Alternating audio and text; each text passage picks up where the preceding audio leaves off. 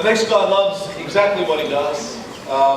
We've flown him over, especially given the hype that's surrounding this 21-year-old kid. He's by far the youngest guy in the room, so he's going to show us all up, and we're going to think, just imagine if we grew up in the digital age, this is probably where we grew. I'm not going to do it justice, but this young man had a classic turn of luck story. 4 years ago, Wong made a trip to home to see his folks in Vancouver, where he was to share the news of just losing his job at Dig. This was not the end for him, of course. He was only 17. What am I talking about? But now, some 4 years on, he's now 21 and making waves the world over. He has his own innovative mobile rewards platform. He's twice been voted as the Forbes top under 30 list. His company was rated the 40 world's most innovative companies. He raised over $15 million today from the top. Have I done justice, right? Do you want, have I missed anything? He does 100 push-ups in under 5 minutes. He's sitting with one. He's just. I like it how he's next to one of the pretty girls in the room there. It's a special. That was one of his conditions of coming over. He's raised a lot of money from the top valleys, VCs. Please welcome him to the stage, Kiip CEO Wong.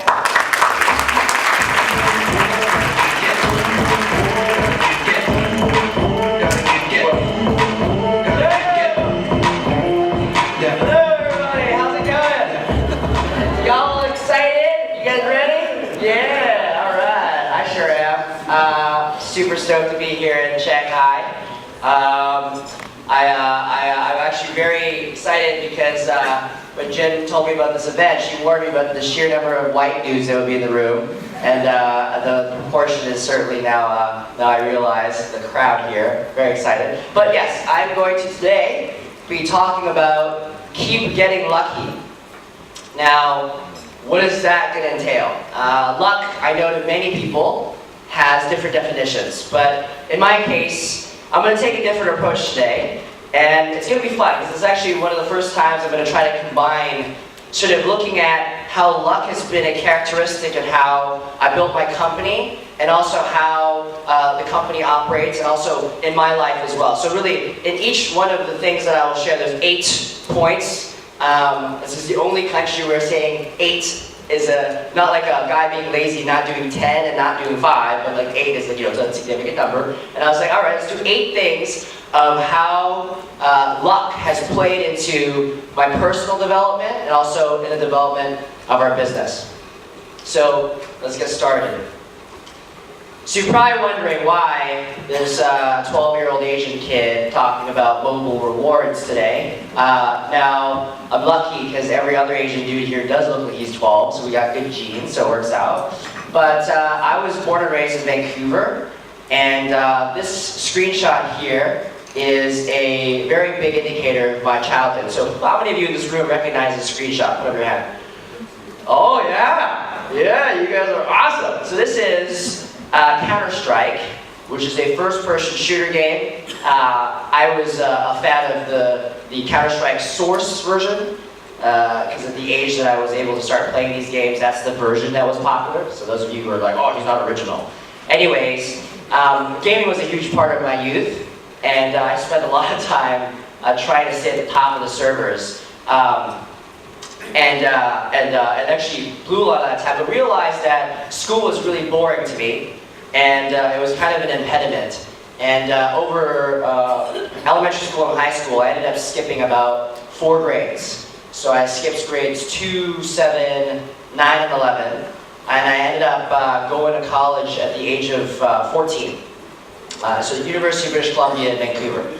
And so I ended up going to college at the age of 14, and I decided to choose marketing as my major in commerce.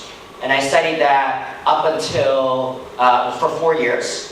And I actually did a short stint in Asia, in Singapore, on exchange at NUS in 2008. Now I chose Singapore because I was like, I don't really know any intense Asian languages, and probably go to like a very easy to live in Asian country. And then I figured I wouldn't have to learn a new language, but it turned out I had to learn a new language anyways, because English is kind of a different language. But anyways, was in Singapore for the latter half of 2008, and then I graduated in 2009. And as you guys recall, 2009 was a pretty terrible time in the economy, And the amount of jobs that were available to me were essentially equal to one unpaid internship at an advertising agency. And I was like, this isn't gonna fly.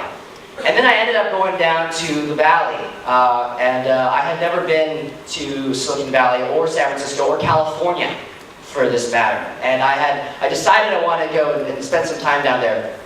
And I emailed a company that some of you may have heard of called Dig. And Dig was a social news site that was very popular at the time, but as those familiar in the tech space will know that Dig actually suffered not as great of a fate and ended up sort of selling for pennies on the dollar. I was 19 at the time when I got hired at Dig. And as you know, in the US, the legal drinking age is 21. And the HR lady at our office was not a big fan of the fact that I was underage. This was the beer fridge over at Dig. But anyways, 5 months later, in May of 2010, I got laid off. I lost my job. And again, traditional Asian parents went home around Mother's Day in May, right? And I told my mother what had happened, and she said it was the worst Mother's Day present she'd ever have gotten. I promised her the following Mother's Days would be better. But anyways, I ended up having a little bit of a period of time to think. I call it my forced sabbatical. And I remember walking up and down the aisle on a long-haul flight that I was on. And I remember looking to my left and to my right that every single person that was awake was on their phones playing some type of a game. And then I started to realize that, with such a fast-growing audience in one medium, gaming and mobile, there must mean there's some type of advertising opportunity. That was sort of the logic that flowed from there. And I started to dig a little deeper, and I realized that there was something really missing.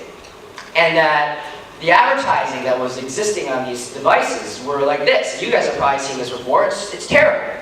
It throws you out of shit. It flies in your face, right? It's just a very annoying experience. And the billions of dollars being spent are actually billions of moments of annoyance rather than something that was conscious of really what was important during the moment when you're actually playing a game, which usually involves delight. So this was the epiphany I had, actually.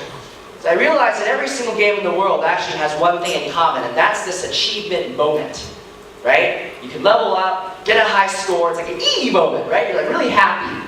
And this E moment, I was like, what if brands actually acknowledge the fact that you were feeling something? What if they could reciprocate? What if they could reward? So the idea was born for Kiip, which was rewards for these achievement moments within games. And that's really kind of how the concept started and started to grow. Now,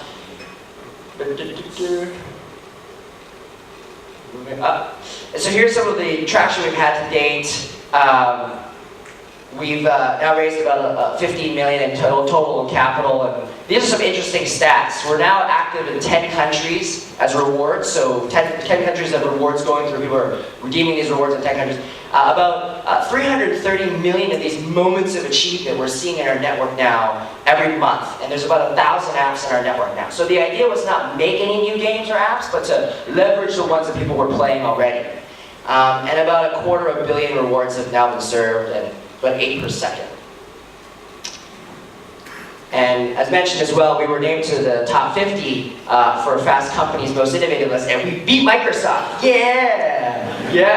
Apparently their $20 billion R&D budget, their $20 billion R&D budget is no match for our 8 engineers. Take that, Microsoft. But I did want to show you this video really quickly. Audio, please.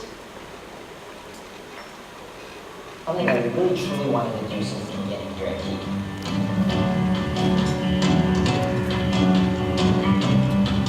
You like to feel appreciated with Kiip and the Kiip reward. You get that feeling back. You get the It's actually him, yes. good at what you do.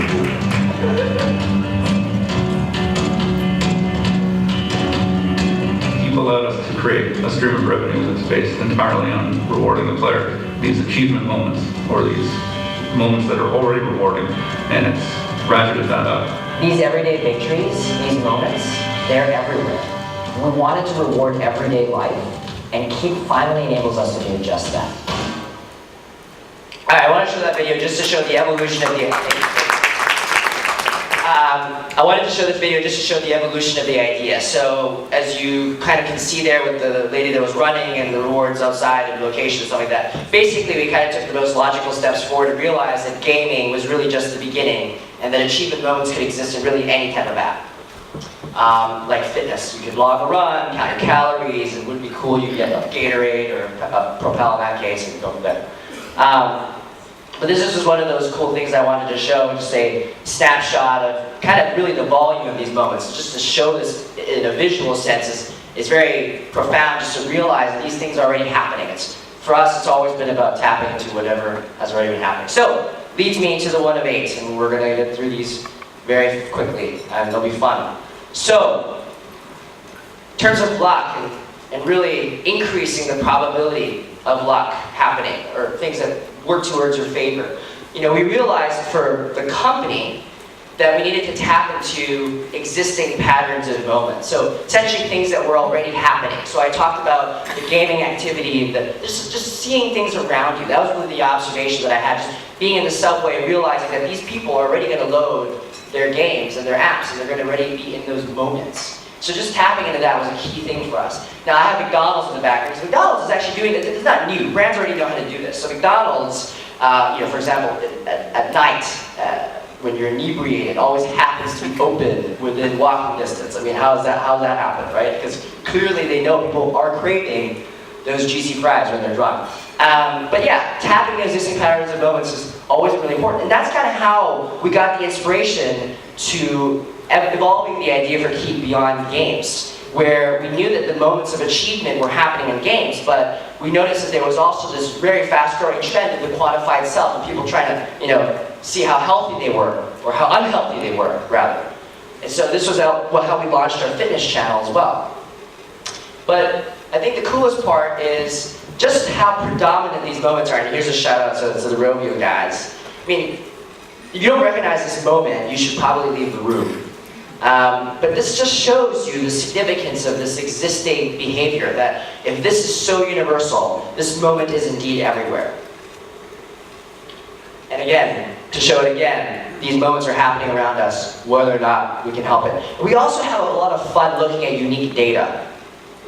So this is actually a little thing we did. I was wondering, okay, we see a lot of these moments of achievement, let's say fitness. Do people actually hold on to their New Year's resolutions? Was a little bit of a curious thought that we had. So if you look at that graph on the left, you see that spike. That was January 2nd.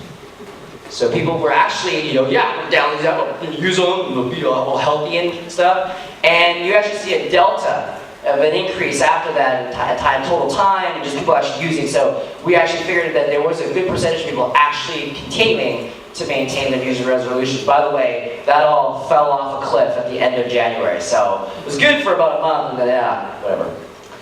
Number 2 is attracting luck through happiness. So on a personal level, what I realize is the kind of the way that I treat business, and also the way that a lot of young entrepreneurs grow their businesses, is through this element of excitement, right? And really being stoked and jazzed and really into it. It's the excitement. There's nothing more dangerous than an idea that has consumed you. And so for me, when we started, I just realized that almost that element transferred to our business in many ways, because we started to not just talk about the achievement moment, but we realized it was almost a dopamine moment, right? It was this happiness moment. And this image in the background of the sunflower and the Kiip logo, we actually use this when we talk to clients, just because we want them to feel that this happiness is actually very much so indicated by these achievements, right? Like for the first time, we're able to see some type of a trigger that indicates an emotional response. That's very exciting. And we knew that significance was really key.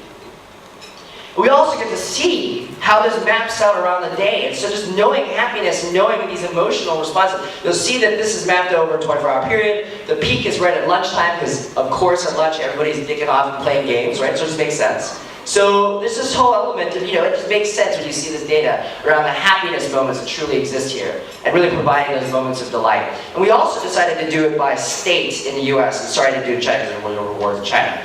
But you can see that Washington, D.C. was the least happy, and West Virginia was the most. And by the way, this was pre-election. So right after the election, they flipped. I shit you not. So it's very interesting to see this data when you realize that moments of happiness are indicated by these triggers.